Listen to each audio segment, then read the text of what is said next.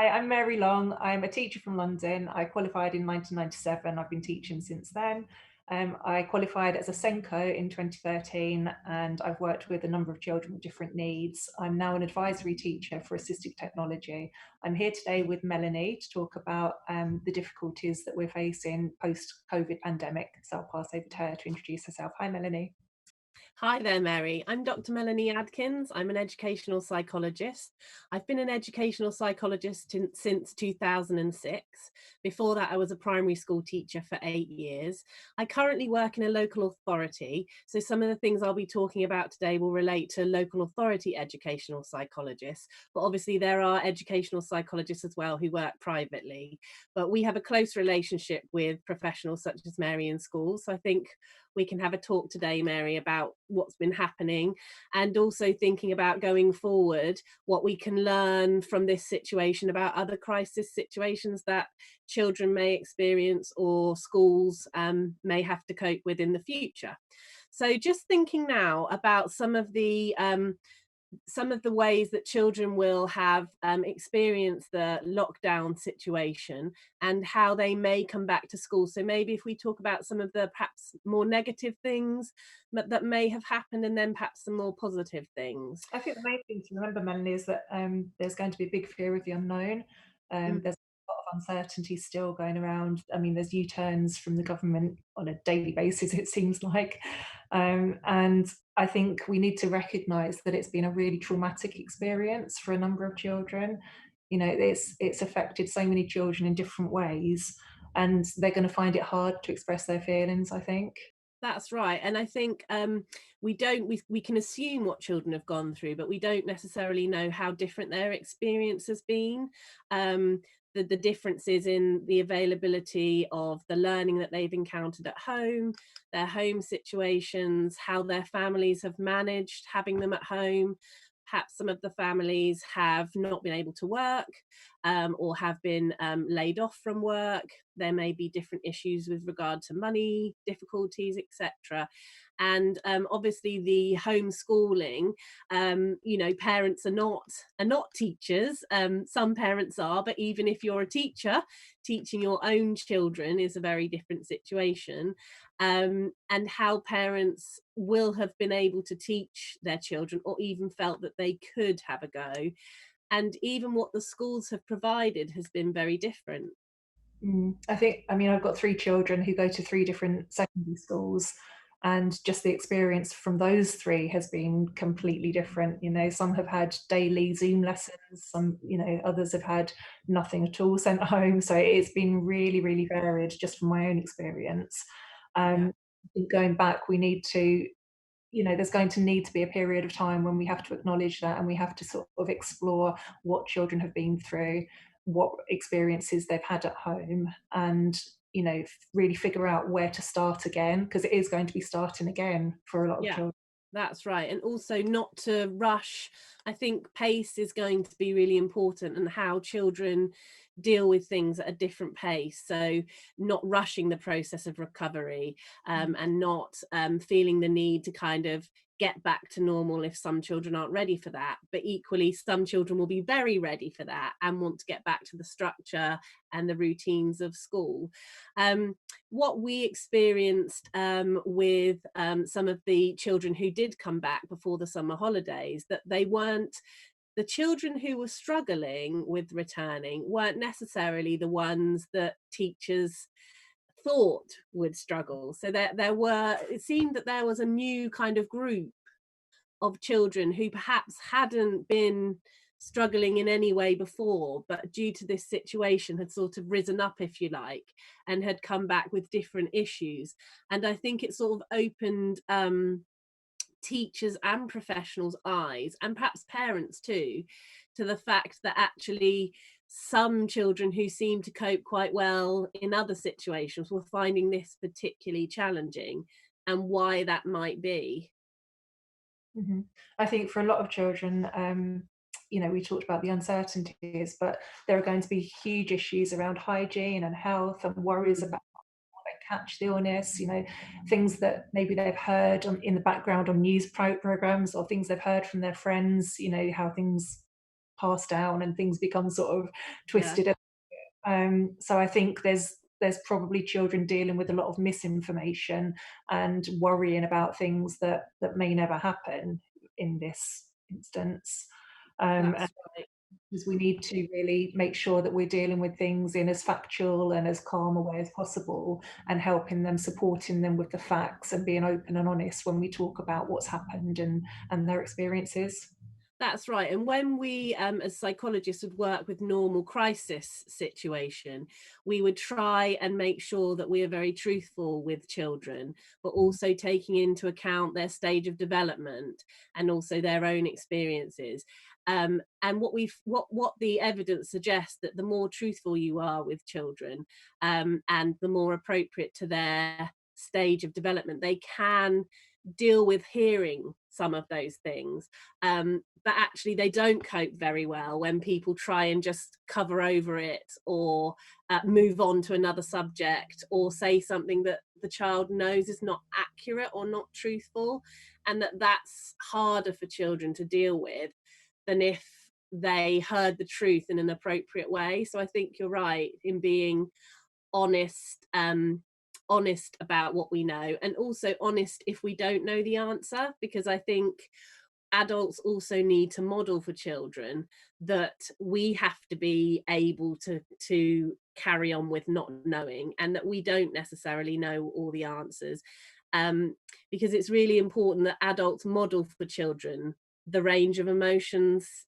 that we are all going through, and that none of them are inappropriate, none of them are wrong, and that actually we don't know the answers, and this is a new experience, and one that we can hopefully learn from and go forward from. I think that sort of admitting of not knowing the answers, Mm. that's a good way of developing resilience in children, isn't it? Yeah. Some of the things that I was thinking about was, and some of the things my own children have been contending with is the going back, but not going back to normal. So even today, they were asking, you know, what time are we going back to the school day? Um, will I see my friends at playtime? How will I have lunch? And I think it's those sort of questions. It's kind of going back to school, but it's not going back in the usual way. So they won't necessarily have after school clubs as they would have done. They won't necessarily have childcare options that they had before. They will be back, but they won't be able to see perhaps friends from other age groups. So I think it's a kind of preparing children for the fact that we are going back, but actually there will be differences, and what that might look like is sometimes quite helpful, um, so that they begin to imagine and play that through in their own minds as to what, okay, so it's not going to be like it is in September when we usually go back. So they're a little bit prepared, for the changes that they'll experience, Mhm. even though there's still some unknowns about that. Mm. I think with some children, it might have been a negative experience being at home, uh, Mhm. but for many of them, they might actually prefer being at home, being in their own environment, and, having easy access to mum or dad or whoever's at home with them, having that special time to be at home. Um, One of the children that I've been supporting during lockdown actually said that she's been living her best life during lockdown. So I think for a lot of children, actually stepping through the front door of the school, getting through the gates on that first day is going to be quite an achievement for some. Yeah. And I think we need to kind of prepare school staff that that's okay, and that that is a big achievement, and that we can identify with that, because we can think, oh gosh, when I first had to attend a meeting in person, we will go through all those same questions about, will I wear a mask? How far apart shall I sit? Will we be in a room with windows open? Do I want to go on the train to go to the meeting? And all those things. Um, what I was also thinking about was some of the children with special educational needs who would usually have an education and health care plan, um, may have had a variety of support during the lockdown, depending on how active their schools were, and that they may have actually missed a lot of learning that they would have done in a scaffolded way. So they would have been supported by their teaching assistant or their teachers or even their occupational therapist. And that some of those things will have been missing for quite a substantial amount of time now. And so they will be back quite a long way, perhaps, in their progress. They may have sort of regressed a bit, and will need help to build that up again.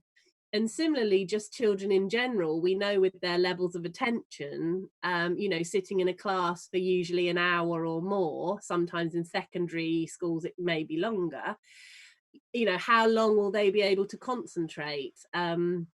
Because all of that sort of accumulation of skills will have been possibly been reduced.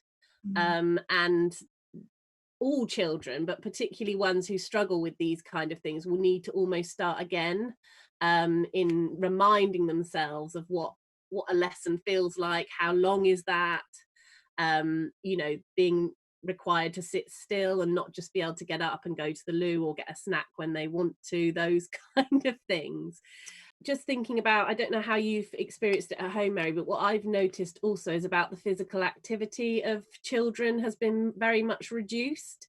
So even though we may have been doing a daily bike ride or a walk, etc., it hasn't made up for the kind of walking between classrooms, going in the playground, walking to the lunch hall. And I've certainly noticed a difference in my children in their the way that they're able to maintain any physical activity has been quite reduced in quite a short amount of time, actually, and that children's physical well-being is going to need a lot of nurturing, I think, to get them back up to perhaps a good state of physical wellness, if you like, which helps learning as well. So yeah, that's been a concern for me. And of course, that physical activity has a big impact on children's mental health and well-being as well, doesn't it? So Right. Young Minds had a survey that they did in June and July of this year. They surveyed just over 2,000 young people with an existing mental health condition, and they found that 80% of those children stated that their mental health had taken a bit of a dive, a bit of a drop during lockdown. So, I mean, that's going to be huge, addressing all of those issues as well, on top of the ones that you talked about earlier, Melanie, where, maybe they're the ones who don't look like they're struggling, but there's kind of underlying issues there. That's right. And if we think about the whole sort of lockdown with loss and bereavement, so not only will there be perhaps bereavement and grief where people have lost loved ones, but also just, or not just, but also the things like loss of routine, loss of structure of school, loss of friendship, loss of opportunity to do what you would normally do, loss of freedom. All of those things are significant losses. And I think that we need to not underestimate the impact of those, as you say, for children with already existing mental health conditions, but also those children who kind of are fine as long as those things are in place, and they haven't actually ever experienced when they're not there. And I think some of the children that I've been supporting over the lockdown period have been children who perhaps aren't quite as safe at home. So for whatever reason, their home environment may be difficult for them and may not offer a safe base or a secure base for whatever reason. And therefore, school is often the place where they are able to get a lot of that support. And that's been absent. And so maybe they've been able to access that in other areas, but maybe they haven't. And therefore, that's going to be something that schools will need to be aware of and think about how they're going to address that with other professionals, because it isn't just teachers who would be responsible for that, but I think it will be the adults who the child trusts who may hear that first and will need to work with that child perhaps first. And also, just before we move on, I have got two children with significant special educational needs, and what we noticed is when they went back to school and were in school as part of a key worker group, they really enjoyed the small numbers, high number of adults, more play-based curriculum, doing their learning, but also with time to play, and also mixed with younger children. So working with children from reception to year 6. And I think for some children, that experience was a really positive one.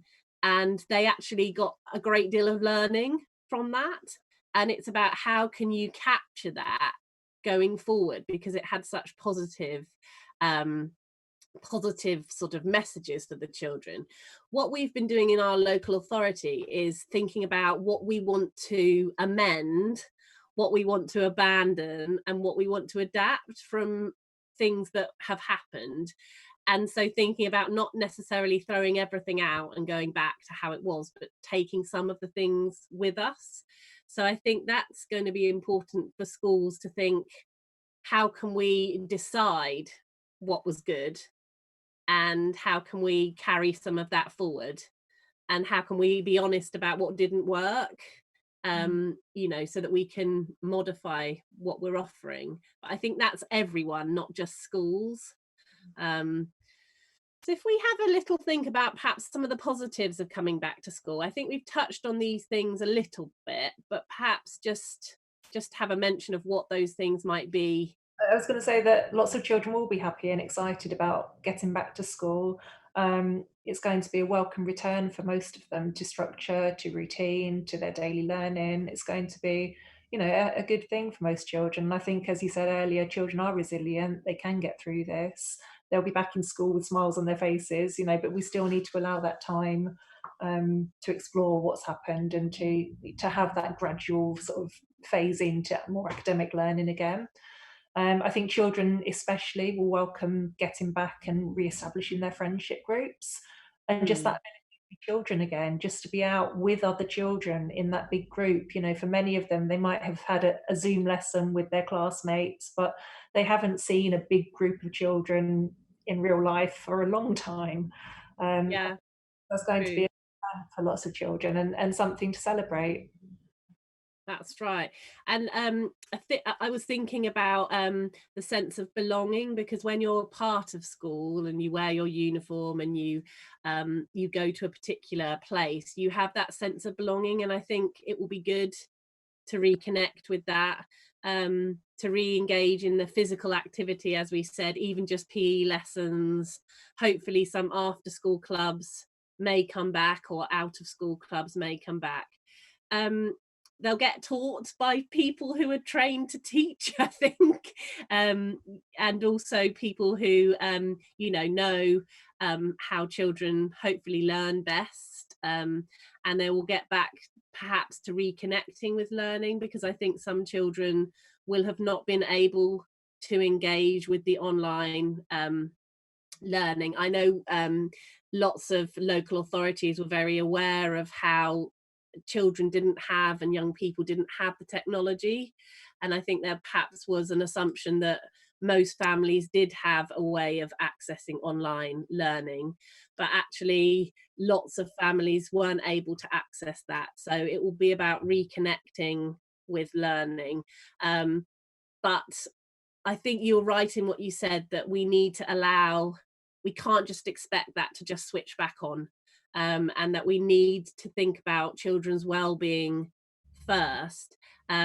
If we think about the sort of basic level, about being fed, having appropriate sleep and those kind of basic needs, but then the next one up, about thinking about children feeling secure enough, and that sort of feeling of safety, feeling of security will need to be very much at a school's main focus before any kind of learning can start to become available again.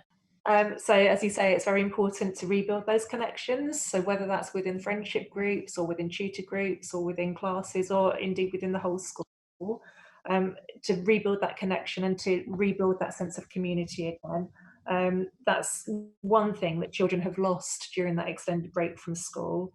And I think teachers can help rebuild that by, doing activities that the whole school can take part in, or maybe a large scale piece of art that they can all contribute to, or maybe a Zoom or a streamed assembly or concert or something where everyone can take part and be part of that community again will be helpful. That's right. And thinking about schools can provide information. So something that our educational psychology service have offered, but I think a lot of educational psychology services have offered something similar, is to produce booklets on how schools can work with bereavement and grief, and how they can take care of their own staff and the children to be able to support the children coming in more effectively. I think it's that idea of looking after ourselves before we can look after anyone else, and to appreciate that staff have also been through this and haven't been, they may have had bereavements of their own, but they, even if they haven't had bereavements of their own, they will have had losses. And then to expect them to suddenly be able to manage all the children's anxiety as well as their own is, something that's a big ask, I think. And it's important that we think about helping to equip schools with what they need as far as support. So certainly a lot of educational psychology services have produced sort of booklets where there are strategies, what you might do in a crisis. So it's a bit broader than the pandemic itself, but what schools can do sort of on a ground level. So thinking about information about how children grieve, what can help them, when you should seek support, and what services there are, so that they can signpost children who've perhaps got more significant difficulties when another professional might need to be brought in. But also something a school can do which can be really helpful is thinking about how they can develop a supportive environment. And one of the first things that we usually advise in terms of a crisis response would be around a policy, so that the whole school has an ethos of how can we cope with loss and bereavement, and what's our school ethos going to be around this, so that it's a sort of underlying supportive network about what children can expect and what teachers can expect um, when they're asked to do these things with individuals. Mm. Yeah, I think a whole school policy is definitely an important thing to have in place, just so that everyone is, approaching the subject from the same sort of standpoint, and that there's a consistency of approach across the school as well. And I think, as children get back to school, another thing that teachers and schools can do to help is just to have certainty about what's happening. Be very, very clear in what the new structures are, the new procedures, be very clear in communicating that with families. And, you know, I think as long as people know what's going to be happening from day to day, then that really helps. That's taken away a level of anxiety for some, hasn't it? Yeah, Um, it's the not knowing, isn't it? And being, even though we can't know everything, we can make sure that we are confident with the things that we do know, and being clear about communicating those to children. And that when children are anxious, they might not be able to use their ears as well. So, we may need to use visual representations of the structure and routine as well, not just for the children with sort of special educational needs, but for everyone, so that when children are distracted, which they undoubtedly will be, with other worries of anxiety about, should I be wearing a mask, that person's in my space, do I need to sit next to this person, or I want to sit next to this person. So when they're distracted by those things, then just to have those reminders around will be helpful. So it needs to be a sort of all-encompassing, multi-sensory approach to maintaining routines and structure in order to minimize those anxious feelings. And there are going to be quite sudden changes, I would expect, with maybe local areas locking down or schools with sudden cases that have to close the whole school. So there's going to be uncertainty for a long time to come, and it's how schools, deal with those things as well. So as soon as they know, that needs to be communicated to families as well. So we had Winston's Wish have produced a child bereavement charter, and one of the things that they said specifically was that children should have access to the support they need when they are bereaved or have experienced something traumatic without having to ask for it. Mm. And so I think that's a really important key for schools to think about, and professionals, is that we shouldn't expect children to be in a position to ask for what they might need, but to use our skills and our knowledge of those children about what their behaviour may be indicating to us. But also the parents will have a lot of key information about what's happened, that I think we need to make sure that it's a very joined up approach where possible, so that parents, children and staff are working together to acknowledge what's happened and what's needed to go forward. Mm.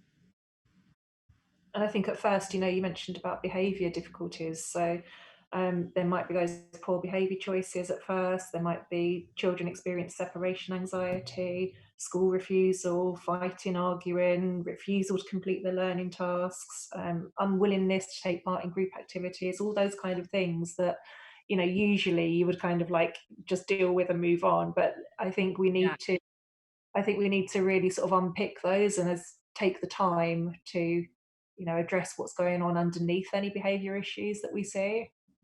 that's right. And think about what might be the real cause of that communication. What's the child trying to say, before managing it, if you like. Um, and I think it will be sometimes quite difficult to unpick whether some of those difficulties are related to the pandemic, or whether they are difficulties that were there before, or whether they're due to something which is related to the pandemic but not necessarily directly experienced. So it could be that it's, well, that child seems to have coped fairly well with what's happened, but then there still could be a certain behavior that is showing something in particular that is an unmet need that they're almost asking for support with, and what that might be. So I think we need to use our observation skills, as well as other people who may know the child, to get a picture of the whole child, so that we're looking at what it looks like from various perspectives. And if other people are seeing similar or different responses, what those might indicate to them, and then piecing it together, as you say, not rushing into it. Um, I think from my perspective as an educational psychologist, sometimes individuals look to us to say, is this something diagnosable? And I think what we need to be doing is to take a step back and be looking at what might the causes be of this, and actually what might the support therefore be, rather than necessarily saying, oh, it's that. Mm. So I think we're going to need to build in time to look at things from a variety of perspectives. Mm. So to look at emotional, physical, environmental, biological. So looking at all the tiny pieces before we jump to any kind of conclusion which would have significant effects on their life going forward. So I think it's about having that time and that space to talk, Mm. with others who know the child well, and the child themselves, who will have quite a lot of ideas about what's going on for them and why. Mm.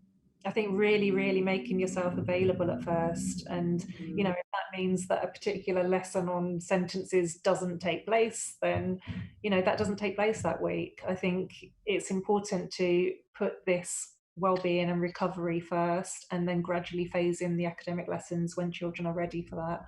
I did a lot of work when I was a Senko in schools, working with a mental health specialist, and we were focusing on individual children, but we didn't actually do any particular work with the child. The mental health specialist didn't actually meet the child.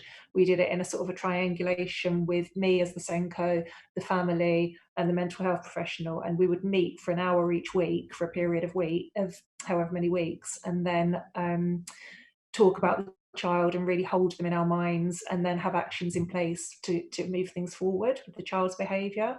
And I think maybe something like that, it might be necessary at first. I think so. I think that triangulation is the key, because otherwise we could jump to conclusions, or we could go off on we could see something in the behaviour that we go off down a certain road, when actually it's something quite different, and we need to allow time to have a sort of good think about whether there's history of that, and or whether that's something that may be linked to well-being and mental health and may need a different type of approach. I am a trained play therapist, and a lot of what we think about would be to do with attachment, and thinking about what do children or young people need in their attachment relationships in order to be able to learn effectively. And I think a lot of that attachment thinking and approach will be useful in going forward from here. As you mentioned earlier, some children may have separation anxiety, having been with their parents or whoever over the long period, and thinking about what do they need in school to help with that. Do they need a link attachment person that they make a connection with first thing in the morning before they come into school, and perhaps before they go home, so that they've got that sort of connection as a route to well-being, so that they know that there's someone there who's almost their advocate that they can transition to before they're expected to go into the classroom. And I think what's really important in terms of, I'm sure from the perspective of a Senko, but also for myself as an educational psychologist, thinking about being very aware of the secondary traumatization that can occur in school staff, and thinking about I think sometimes it can be minimized, and people think it's not very worthy, and why am I so stressed because I haven't actually experienced the situation the child may have done. But that actually, when you are experiencing perhaps secondary stress, you can live it in a very real way, and that staff need to be aware of how to recognize that in each other, and be able to support each other with, actually, are you the best person to deal with this at this time? Maybe there's someone else that can help. I think, having been a teacher and had a class of my own for a period of time, I think sometimes there's that responsibility of I'm the one, but actually there are other people that are there for you. And I think it's about empowering staff to have the confidence and the kind of not feel it's a sign of weakness to go to other staff members and say, I can't actually deal with this, or I'm not sure that I'm the right person for this. Even just to sound your ideas against somebody else, it's schools work as part of a team, don't they? And teachers are part of a team. They're not in isolation to each other. So I think that's a very good point you've made, Melanie. So, Mary, I'm just thinking in terms of what my role as an educational psychologist may be. And as I mentioned at the beginning, that will differ according to whether it's a traded service or it's a local authority funded service. But I think educational psychologists would work at the individual level, but they would also work at the group and the systemic level. And I think certainly what we're considering, along with our advisory teachers, is that perhaps the educational psychology service may focus at this time on the systemic level, so supporting the school leadership team with how to devise that policy for bereavement and grief, thinking about the school ethos and the school staff, and supporting the staff well-being so that they can effectively support the children, and obviously offering some expertise on how to talk with children who have been bereaved or experienced loss, but perhaps thinking about training for staff, setting things up for staff, but empowering staff really from the system level. I think that's a really good way of going forward. I think that schools will be working more closely with EPs. And I think the role of the Senko in the coming weeks, the coming months, is going to be fairly similar. It's going to be working at that whole school level, supporting families more than they already do, supporting teachers teachers, additional staff members, just providing that whole school support and making sure that there's consistency and approach across the school. That's right. And thinking about how to work with children. So thinking about what's appropriate to say and what's not, because I think when children talk about something that's happened, you can have that experience where teachers are a bit worried about whether they should talk to the child or not, and whether that could in fact cause more distress. But actually allowing the space for children to talk, and not making any assumptions about knowing what that might feel like, but reflecting things back so that the children know that they're being heard. And also, as we mentioned earlier, teachers modeling for children how to share their experiences as well. And also not knowing, children will have questions, and I think sometimes we may need to reflect those questions back, because we don't know the answers, but invite children to say what they may think. I think that will be the key thing for me over the coming weeks. It will be a case of taking the time for conversation, taking the time to listen, allowing children to lead that dialogue with you, and revisiting as much as possible and as much as is needed. It's going to be a long process, and I think eventually schools will find a way of working things through and getting back to a place where children are ready to start learning in a more academic way. And although it's been a negative experience, that we have for a number of years been prioritizing mental health, and I think now we're really seeing why this is so important. And if we focus on that mental health, certainly from a psychological perspective, we know that children learn better, they're happier, they sleep better, they eat better, they're more healthy. So all those things rely on mental health and well-being. So if we can do even a small bit towards that, at working together, parents, children and professionals, I think that we can become schools that have healthier children going forward. It's been Exactly. really good to talk to you today, Mary. I know that it's something that we may need to talk again about in the future. It's going to be a learning process going forward. Yeah, it's been lovely to talk to you too, Melanie. Thank you.